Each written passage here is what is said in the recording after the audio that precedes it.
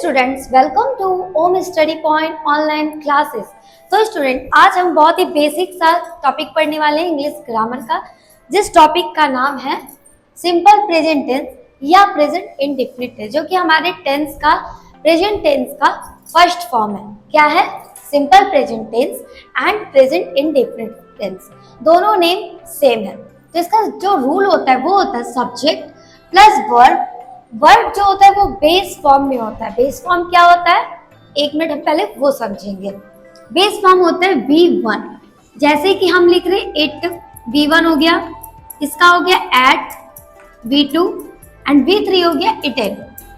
तो हम यहाँ जो यूज करेंगे वो बेस फॉर्म यूज करेंगे, मतलब कि V1 यूज करेंगे हमेशा।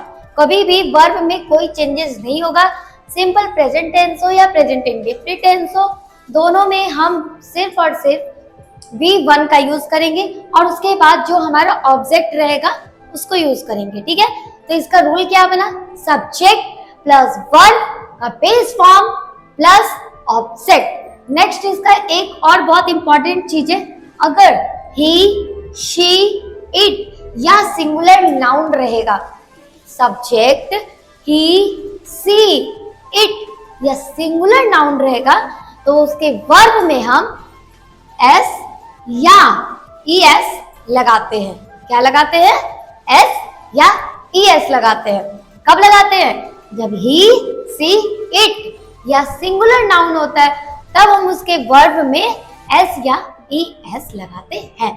एग्जाम्पल देख लीजिए, आई प्ले क्रिकेट, मैं क्रिकेट खेलता हूं।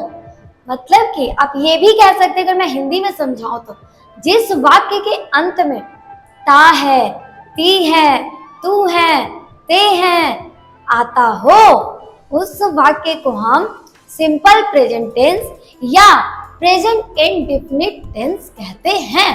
तो आप अगर इंग्लिश मीडियम के हो तो ठीक है, इंग्लिश में समझ रहे हो। अगर आप हिंदी मीडियम से भी हो तो आप उसको हिंदी में कन्वर्ट करके भी समझ सकते हो बहुत ही इजी तरीके से। तो आप देखो यहाँ, आई प्ले क्रिकेट, यहाँ पे क्रिकेट क्या है? मैं क्रिकेट खेलता हूँ। मतलब कि यहाँ पे ये बोल रहा है ना कि आप उस काम को करते हैं, ते हैं। आ रहा है? तो ये जो सेंटेंस होगा उसमें पहले तो ये सिंपल प्रेजेंट टेंस है और इसके वर्ब में मैंने कुछ भी नहीं लगाया है, ना एस लगाया ना एस लगाया। क्यों? क्योंकि यहाँ पे आई है जो कि सिंगुलर पर्सन है, थर्ड पर्सन नहीं है। फर्स्ट पर्सन है, थर्ड पर्सन नहीं है। फर्स्ट पर्सन सिंगुलर नंबर है। ठीक है, तो उसके साथ हम लोग कुछ भी छेड़छाड़ नहीं करते हैं, सिर्फ थर्ड पर्सन सिंगुलर नंबर के साथ ही एस या ईएस लगाते हैं। कब? जब सेंटेंस सिंपल प्रेजेंट टेंस या सेंटेंस प्रेजेंट इंडेफिनिट टेंस में होगा तब।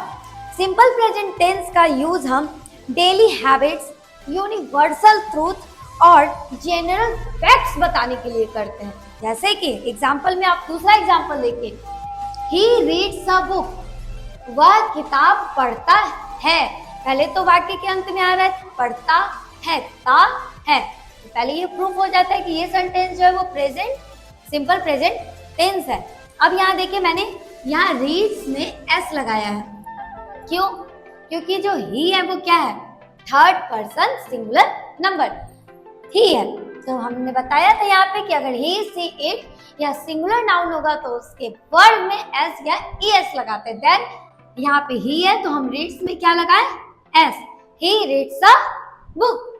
Next, the sun rises in the east. The sun क्या? यूनिवर्सल ट्रूथ है ये लाइन। पहले तो ये सेंटेंस जो है वो यूनिवर्सल ट्रूथ है, सत्य है कि जो सूर्य है वो कहाँ उगता है? पूरब में उगता है। सूर्य पूरब में उगता है। यहाँ भी देखिए आप, सेंटेंस के लास्ट में आ रहा है ता है। ठीक है, तो द सन है वो क्या है? सिंगुलर नाउन है। सिंगुलर नाउन है। द राइजेस वर्ब में हम लोग क्या यूज किए हैं? एस यूज किए हैं। Third, they go to school, यहाँ भी लास्ट में क्या आ रहा है? ता है। तो जो सेंटेंस है वो क्या है? सिंपल प्रेजेंट टेंस है। तो यहाँ भी आप देखिए, ये क्या है? दे है। दे क्या? थर्ड पर्सन सिंगुलर नंबर है? No, third person plural form है। तो यहाँ पे हम क्या यूज किए? सिर्फ गो। अगर यहाँ पे ही, सी, इट रहता तो गो के जगह पे क्या यूज करते? गोस। लेकिन यहाँ पे क्या है? दे। तो यहाँ पे सिर्फ हम V1 का यूज करेंगे, go. They go to school. Next and last, he drinks milk, वह दूध पीता है, मतलब कि वह दूध पीता है। तो यहाँ देखिए ही है और यहाँ पे वर्ब में यहाँ मैंने फिर से एस लगाया है। क्यों लगाया है? क्योंकि ही, सी, इट एंड सिंगुलर नाउन के साथ हम एस या ईएस लगाते हैं। कब?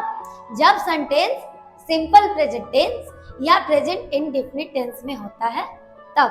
अभी हमने सिंपल प्रेजेंट टेंस का या प्रेजेंट इंडेफिनिट का अफर्मेटिव सेंटेंस जाना। अब हम उसका निगेटिव सेंटेंस और उसका क्वेश्चन वाला सेंटेंस को देखेंगे कि कैसे क्या डील होता है। First you have to see negative sentence. तो देखिए इसका रूल जो होता है वो होता है subject plus do does plus not plus V1 plus object. फिर से मैं रिपीट कर रही हूँ, सब्जेक्ट के साथ यहाँ पे डू या डज लगेगा। क्या लगेगा? डू या does plus not plus V1 plus object. Verb हमेशा V1 ही होगा, मतलब कि वर्ब का बेस फॉर्म ही यूज होगा। यहाँ पे ही से इट रहेगा, उसके साथ कोई भी छेड़छाड़ नहीं होगा। अफर्मेटिव सेंटेंस में हम वर्ब में एस या एस लगा रहे थे, लेकिन निगेटिव सेंटेंस में हम डू या डज का यूज करेंगे। ठीक है, डू और डज कहाँ यूज करते हैं ये जानने के लिए आप मेरा नेक्स्ट वीडियो देखिएगा। एग्जाम्पल में देखिए, I do not play cricket, मैं क्रिकेट नहीं खेलता हूँ। यहाँ भी सेंटेंस के लास्ट में अगर हिंदी कन्वर्ट करेंगे तो क्या रहे? खेलता हूँ।